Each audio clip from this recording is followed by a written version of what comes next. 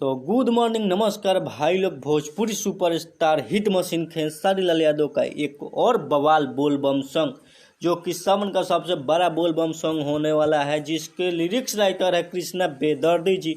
और hit machine Khesari Lal Yadav के आवाज़ में जल्द ही आ रहा है टी सीरीज से, जो कि इंडिया का नंबर 1 चैनल है टी सीरीज, उससे रिलीज हो रहा है खेसारी लाल यादव का बवाल सॉन्ग, जिसके लिरिक्स राइटर है कृष्णा बेदर्दी जी।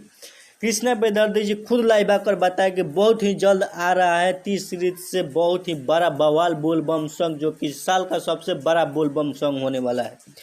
जो कि सावन का महीना चल रहा है और 2 से 3 गाने रिलीज कर चुके हुए हैं हिट मशीन खेसारी लाल यादव जी।